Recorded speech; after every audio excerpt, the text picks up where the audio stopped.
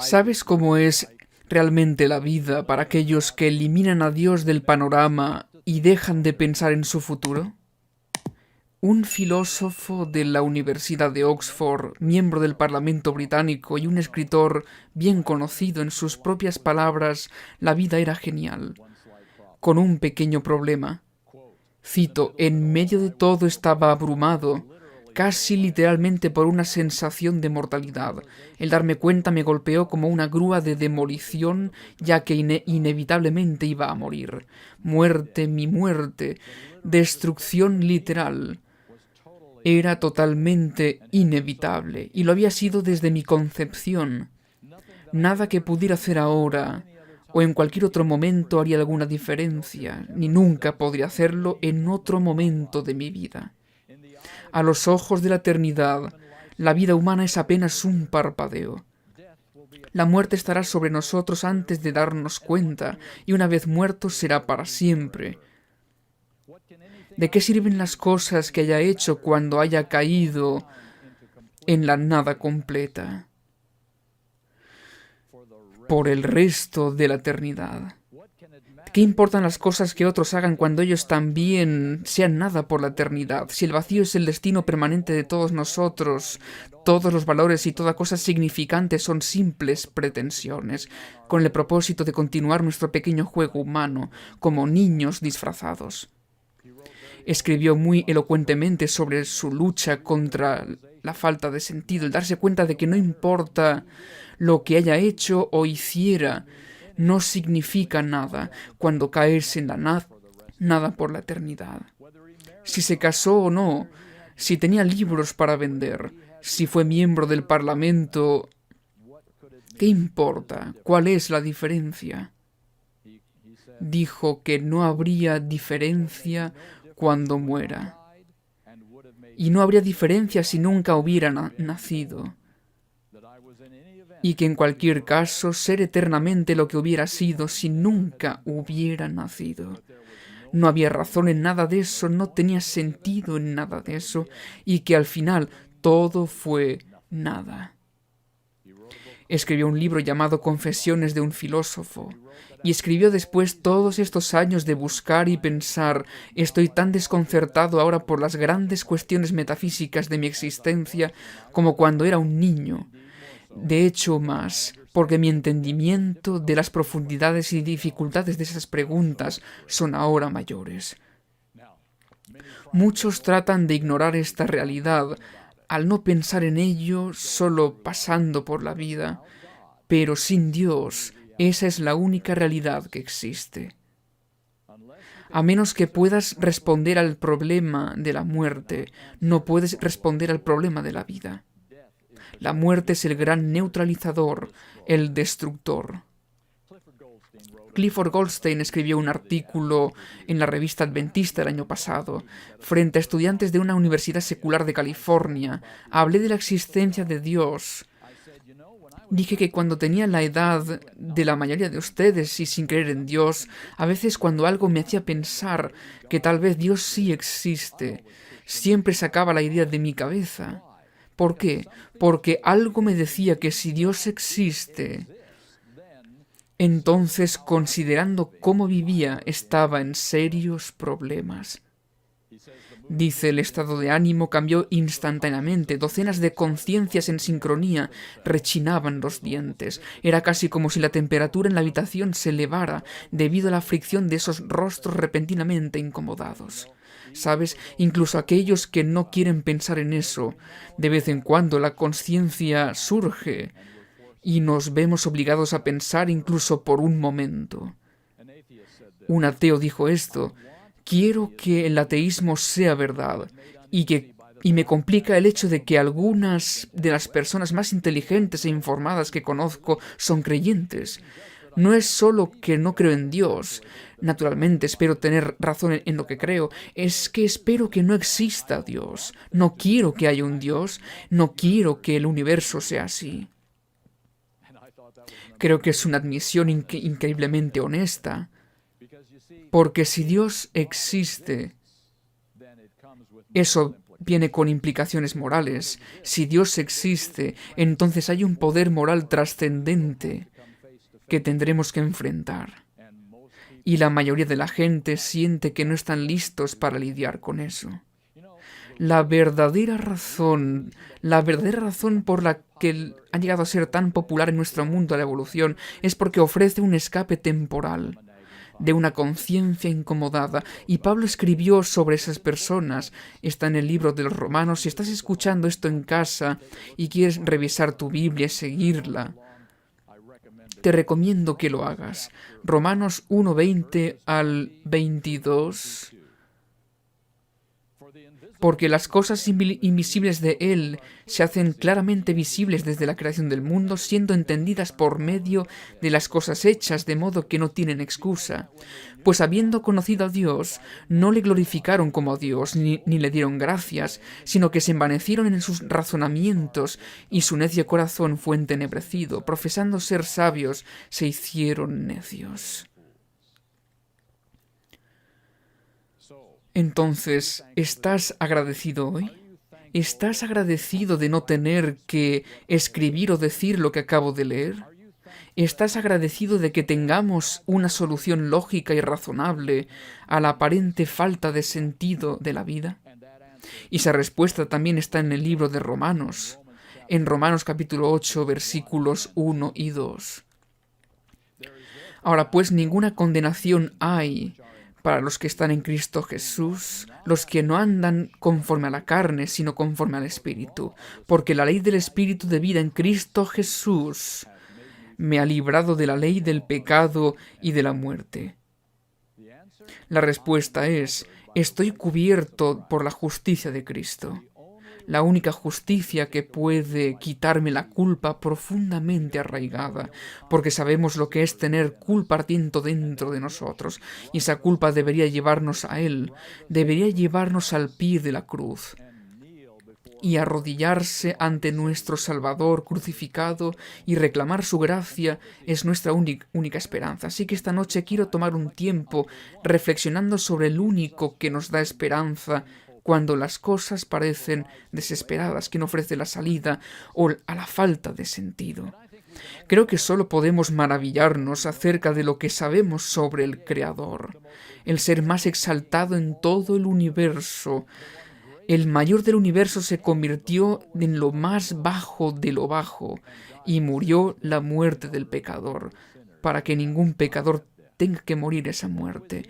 El que es igual a Dios, el que es Dios, el que es el ser más alto y exaltado en toda la creación, se convierte en la cruz, en lo más bajo de lo bajo, y en maldición por nosotros, para que nunca tengamos que sufrir esa maldición. Veamos brevemente en Filipenses capítulo 2, que es uno de los pasajes más maravillosos de toda la Biblia, sobre nuestro Salvador Jesucristo. Filipenses capítulo 2, comenzando con el versículo 6. El cual, siendo en forma de Dios, no estimó el ser igual a Dios como cosa que aferrarse, sino que se despojó a sí mismo, tomando forma de siervo, hecho semejante a los hombres, y estando en la condición de hombre, se humilló a sí mismo, haciéndose obediente hasta la muerte y muerte de cruz.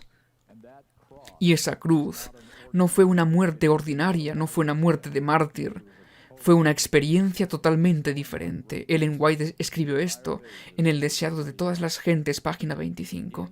En Cristo llegamos a estar más íntimamente unidos a Dios que si nunca hubiésemos pecado. Al tomar nuestra naturaleza, el Salvador se vinculó con la humanidad por un vínculo que nunca se ha de romper. A través de las edades eternas queda ligado con nosotros.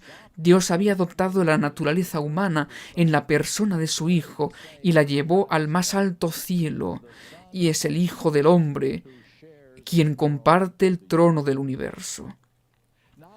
Cristo no solo llevó nuestra humanidad, sino que mantendrá esa humanidad para siempre. La humanidad y Cristo compartirán el trono de Dios por toda la eternidad. Numerosas veces, mientras estuvo aquí, se refirió a sí mismo como el Hijo de Hombre, de nuevo vinculándose con los lazos con la familia humana, ¿sabes? Él tuvo que volverse humano, tuvo que llevar sobre él nuestra humanidad para ser nuestro sustituto y ejemplo.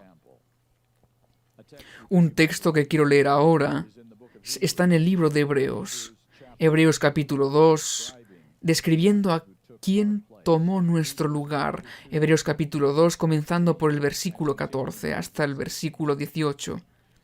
Así que, por cuanto los hijos participaron de carne y sangre, él también participó de lo mismo. Pablo está argumentando aquí, él también participó de lo mismo, para destruir por medio de la muerte al que tenía el imperio de la muerte, esto es al diablo, y librar a todos los que por el temor de la muerte estaban durante toda la vida sujetos a servidumbre, porque ciertamente no socorrió a los ángeles, sino que socorrió a la descendencia de Abraham, por lo cual debía ser en todo semejante a sus hermanos, para venir a ser misericordioso y fiel sumo sacerdote en lo que a Dios se refiere, para expiar los pecados del pueblo, pues en cuanto él mismo padeció siendo tentado, es poderoso para socorrer a los que son tentados. Jesús no solo asumió la naturaleza humana, necesitaba esa naturaleza para ser un sumo sacerdote misericordioso y fiel en el cielo. La humanidad de Cristo es el lazo por el que se ha conectado con la familia humana, que durará mucho más de lo que durará esta tierra. Y ese vínculo es crucial para su trabajo. Como nuestro sumo sacerdote en el santuario, un texto más. Primera de Timoteo capítulo 2, versículo 5. Porque hay un solo Dios y un solo mediador entre Dios y los hombres, Jesucristo, hombre. Nota que la redacción es muy específica, Jesucristo, hombre. Por supuesto, Jesús es divino, pero conserva la humanidad que asumió cuando nació en este mundo. Y la humanidad nunca lo dejará. La Biblia nos da poderosas razones para creer que Jesús retendrá para siempre su naturaleza humana. La naturaleza que se llevó al cielo después que su trabajo en la tierra terminó, y estas palabras de Ellen White se vuelven aún más poderosas. Conflicto de los siglos, página 674, escribiendo sobre el fin del pecado. Solo queda un recuerdo. Nuestro Redentor llevará siempre las señales de su crucifixión. En su cabeza herida, en su costado, en sus manos y en sus pies se ven las únicas huellas de la obra cruel efectuada, y las marcas de su humillación son su mayor honor. A través de las edades eternas, las llagas del Calvario proclamarán su alabanza y declararán su poder. Vamos a tomarnos un poco de tiempo para mirar atrás a su encarnación y preguntarnos qué es esta humanidad que Él tomó de nosotros. Luchamos con nuestras emociones, luchamos con el fracaso, luchamos con el desánimo y fuertes presiones hacia la naturaleza inferior, pero Jesús realmente entiende lo que yo paso día a día. ¿Cuánto se parece a mí realmente? Así que ahora vamos a revisar algunos textos bíblicos que son bastante interesantes sobre nuestro Salvador y su similitud con nosotros.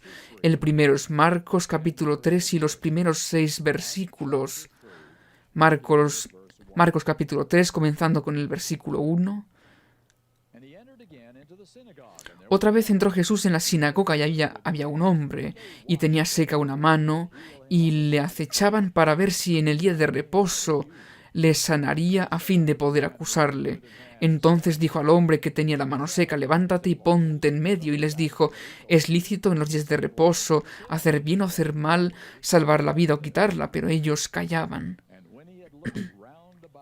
Entonces, mirándolos alrededor con enojo, entristecido por la dureza de sus corazones, dijo al hombre: extiende tu mano. Y él la extendió, y la mano le fue restaurada sana.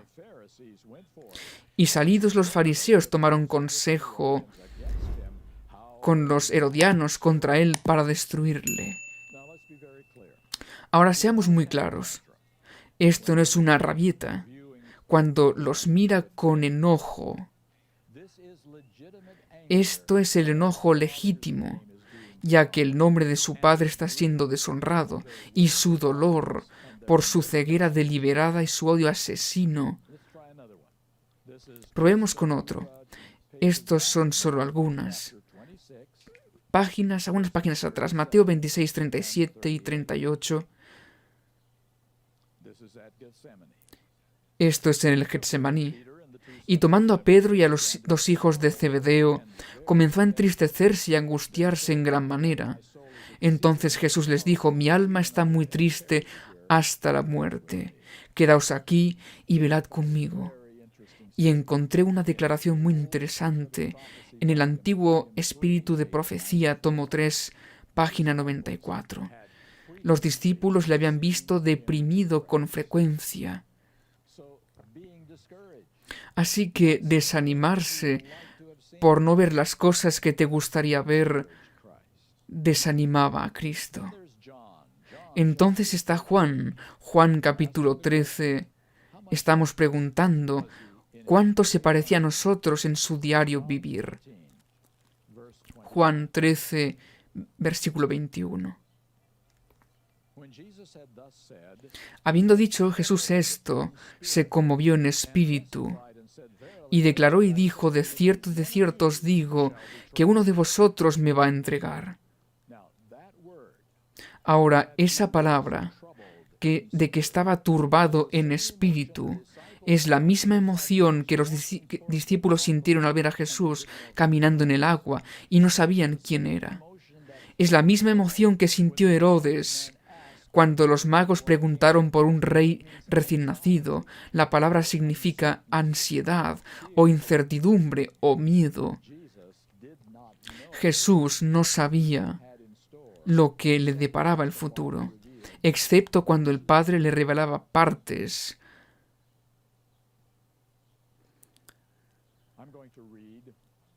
Voy a leer frases cortas de los escritos de Elena de White. No los voy a comentar, solo quiero que los escuchen. Él sentía toda la fuerza de la pasión de la humanidad. En Lugares Celestiales, página 155. Bendijo a los niños que poseían pasiones como las suyas. Sense of the Times, 19 de abril de 1896. En su humanidad, el Hijo de Dios luchó con las mismísimas, terribles, aparentemente y abrumadoras tentaciones que asaltan al hombre. Mensajes Selectos, tomo 1, página 95. Él sabe cuán fuertes son las inclinaciones del corazón natural. Testimonios, tomo 5, página 177. Sabe por experiencia lo que es la flaqueza humana y en qué consiste la fuerza de nuestras tentaciones. Ministerio de Curación, página 71. En una carta que le escribió a su sobrino de 18 años, dice: Jesús pasó por las circunstancias por las que usted pasa ahora. Él está relacionado con sus tentaciones. Su mente, como la vuestra, podía ser atormentada y quedar perpleja. Vosotros no tenéis una dificultad que no haya gravitado con el mismo peso sobre él. Sus sentimientos puedan ser heridos por el descuido y la indiferencia de sus amigos profesos, tan fácilmente como los vuestros. Nuestra alta vocación, página 57 a la 59. ¿Suena eso como alguien que experimentó realmente la forma en que vivimos las incertidumbres y los miedos? Volvamos a Hebreos, capítulo 4, versículos 15 y 16. Porque no tenemos un sumo sacerdote que no pueda compadecerse de nuestras debilidades, sino uno que fue tentado en todo según nuestra semejanza, pero sin pecado. Acerquémonos, pues, confiadamente al trono de la gracia, para alcanzar misericordia y hallar gracia para el oportuno socorro. Ese es el verdadero problema. Nos damos cuenta de cuán completamente humano fue Jesús, lo bien que conoce nuestras luchas, por lo tanto podemos acercarnos con valentía al trono de la gracia porque podemos hablar con Él de cualquier cosa. Él ya lo experimentó y entiende nuestras luchas, sabe por lo que estamos pasando. Ahora, después de 33 años de esta experiencia diaria, Cristo llega al momento más difícil de toda su eterna existencia. Lo leímos en el libro de Mateo. Volvamos allí. Mateo capítulo 26 y el versículo 39.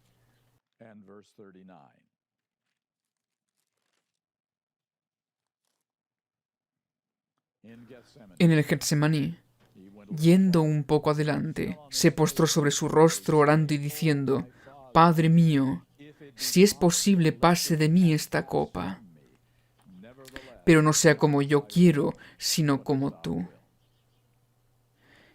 ¿Cuál es el significado de esta oración? Que Jesús ora a su Padre Celestial, que ora 3 veces. ¿A qué copa le tiene miedo mortal? ¿Qué está sucediendo aquí? Que es totalmente diferente a cualquier otra cosa que haya experimentado en su vida. En Testimonios, tomo 2, página 214, algunos tienen opiniones limitadas acerca de la expiación. Piensan que Cristo sufrió tan solo una pequeña parte de la penalidad de la ley de Dios. Suponen que aunque el amado Hijo soportó la ira de Dios, advertía a través de sus dolorosos sufrimientos el amor y la aceptación del Padre, que los portales de la tumba se iluminaban delante de él con radiante esperanza y que tenía evidencias constantes de su gloria futura. Este es un gran error. El destino final de los perdidos, como todos sabemos, es la segunda muerte. ¿Y qué es la segunda muerte? No tiene nada que ver con arder. Hay algo mucho más aterrador. El horror de la segunda muerte es la chocante comprensión de que se dejará de existir. Su sufrimiento incluye pensamientos agonizantes e implacables de cómo sus pecados los han llevado hasta donde están, consumidos con sentimientos intolerables de desolación implacable, sabiendo que están perdidos para siempre y que no hay nada que se pueda hacer para detener su destrucción, nadie que pueda venir en su ayuda para detener el cumplimiento de la sentencia. Saben que van a morir solos y dejarán de existir para siempre.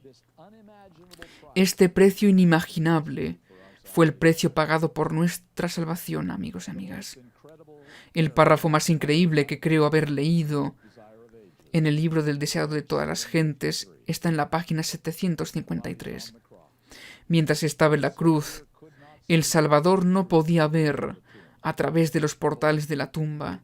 La esperanza no le presentaba su salida del sepulcro como vencedor.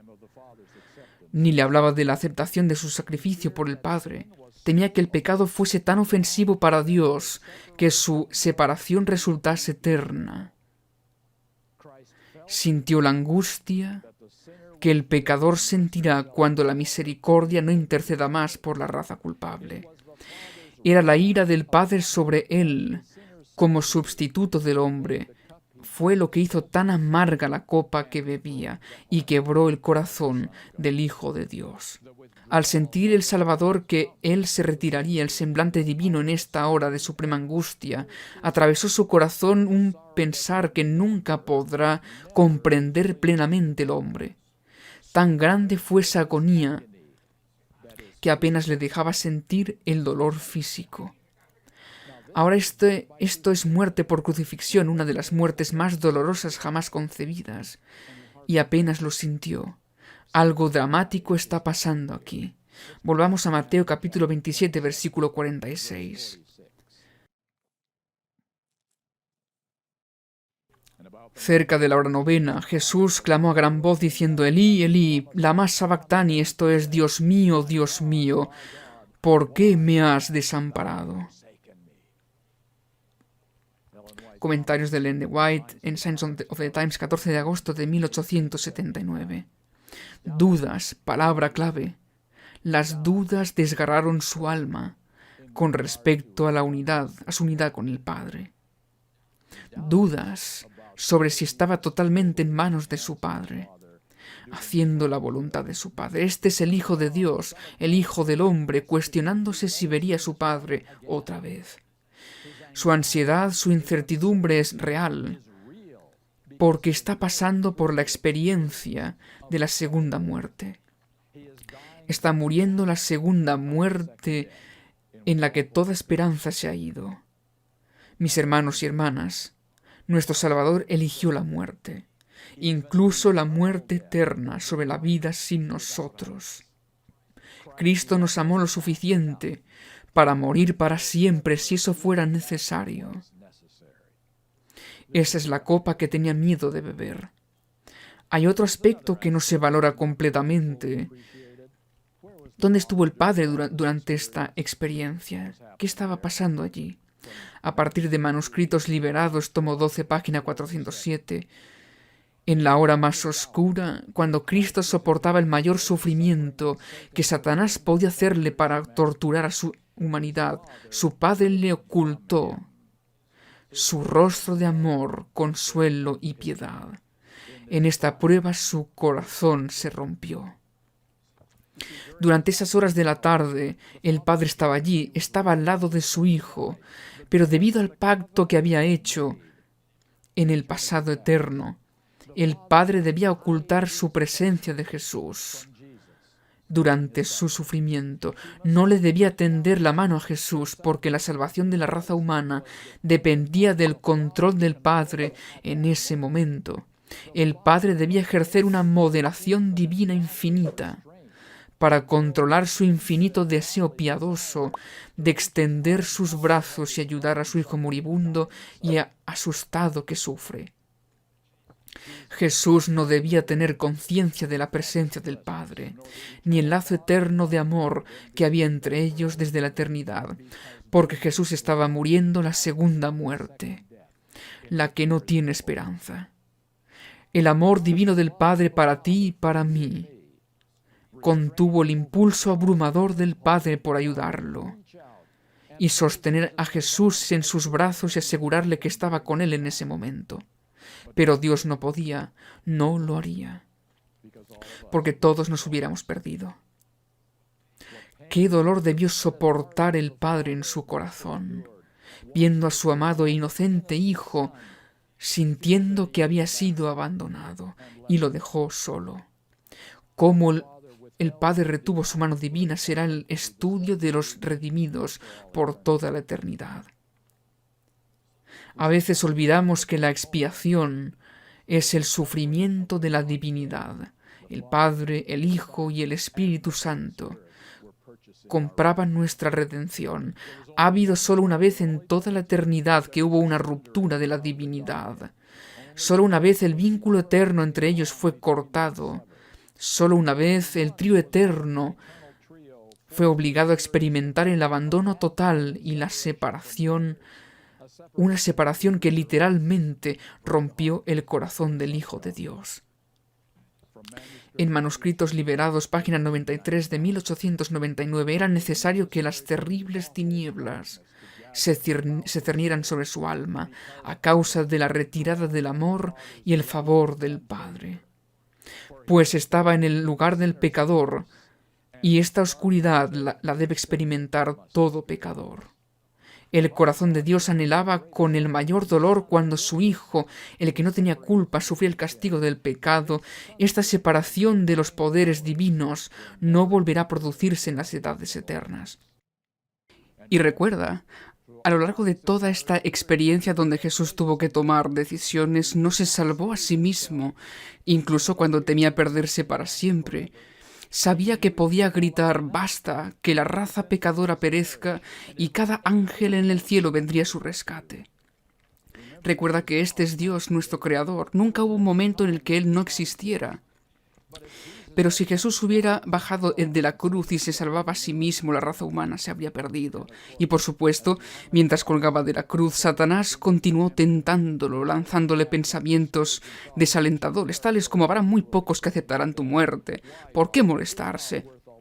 No vale la pena el sufrimiento, nadie le importa, estás desperdiciando tu vida y muerte por personas que ni siquiera se preocupan por ti en absoluto, son una raza ingrata de gente malvada, déjalos perecer, ríndete, baja de la cruz y sálvate a ti mismo.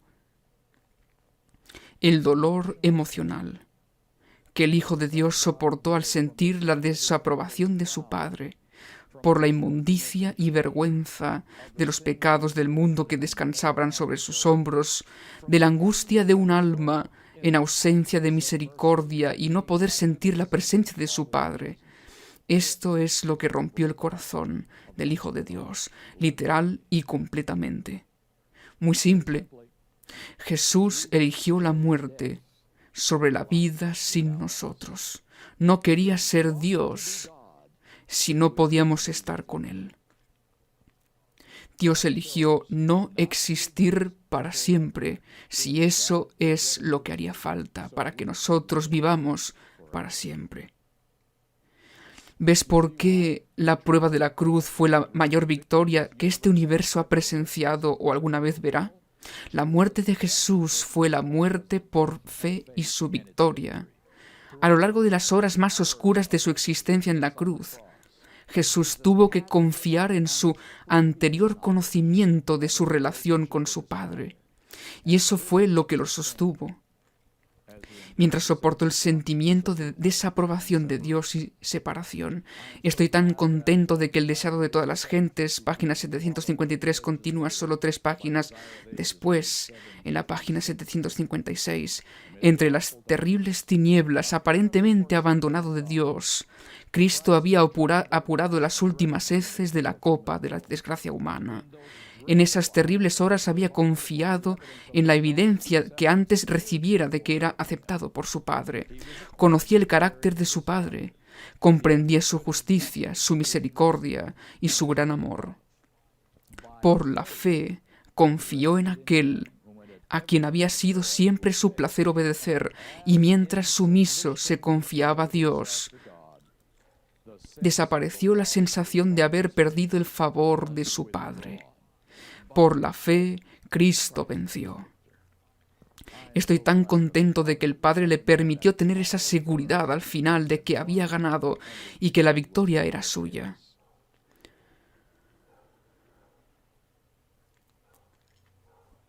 Hay que considerar un aspecto más ahora mismo. Vamos al libro de Apocalipsis. ¿Cómo podemos traer esa experiencia a nuestro tiempo y darle sentido? Apocalipsis, capítulo 15.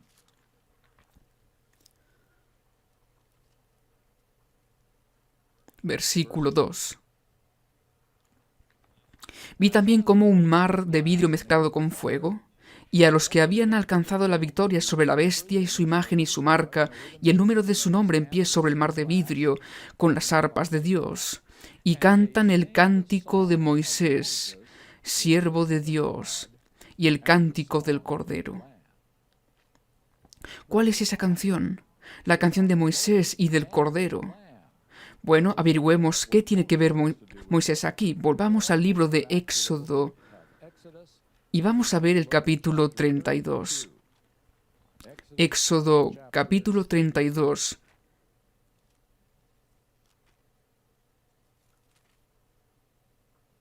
Y el versículo 10. Dios dice: ahora pues déjame que se encienda mira en ellos y los consuma, y de ti yo haré una nación grande, es decir, Moisés. Así Dios amenaza con destruir a Israel y empezar de nuevo con Moisés.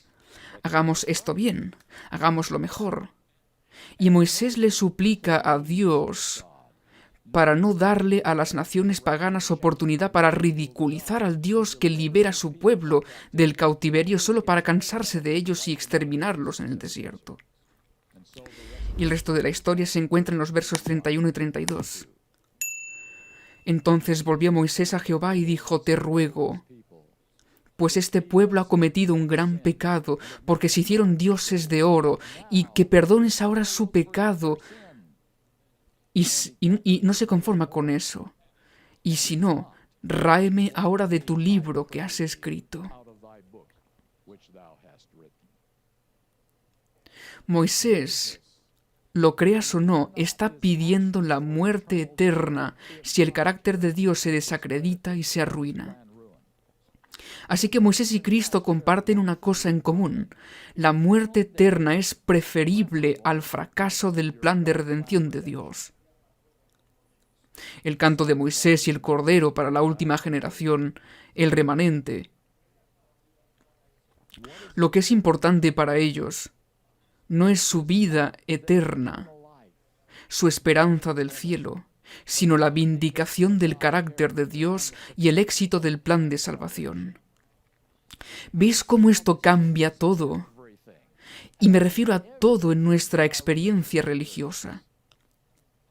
Nuestra razón de ser como adventistas del séptimo día es completar el plan de Dios de la redención para reivindicar su nombre y su carácter, refutando la última acusación de Satanás contra Dios.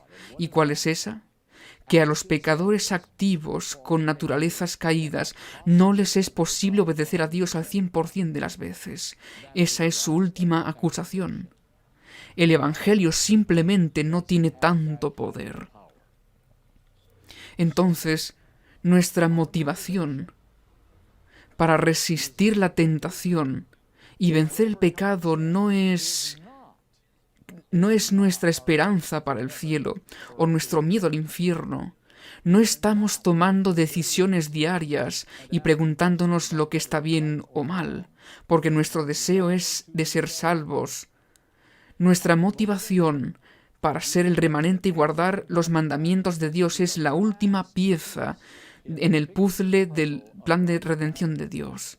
El argumento final en la sala del tribunal, el drama que se ha llevado a cabo durante 6000 años, demostrando finalmente y para siempre que Satanás está mintiendo y su camino no funciona.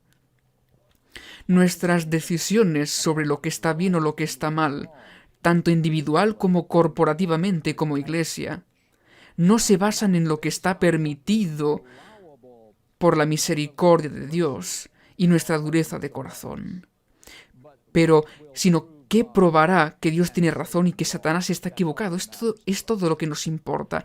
Y no preguntaremos qué podemos hacer y aún así ser salvo.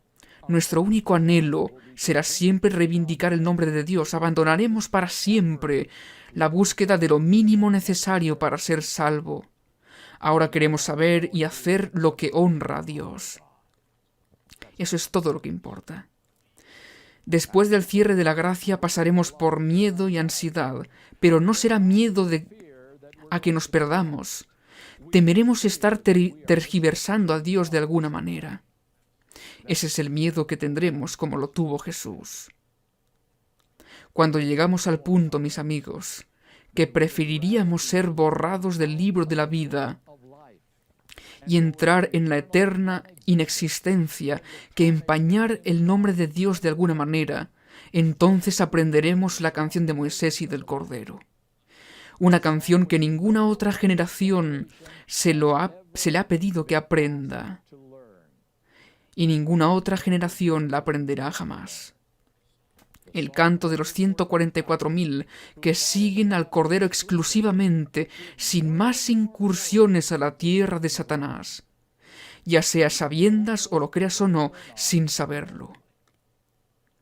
Y por eso mi única esperanza y deseo ferviente es que esta generación aquí y ahora, aprenderá esa canción, ese himno, y contemplará el puzzle de la salvación de Dios, sin más cabos sueltos o piezas que no encajan. Eso es lo que el adventismo fue llamado a ser y hacer. Dios ha salvado a la gente a lo largo de los siglos. Él no nos necesita para hacer ese trabajo, un poco más. Este es un mensaje diferente, un llamado diferente y un pueblo diferente, que terminará el puzzle de la salvación por toda la eternidad.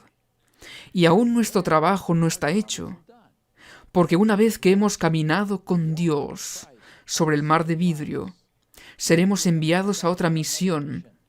Iremos a todos los mundos no caídos y a contarles nuestra historia.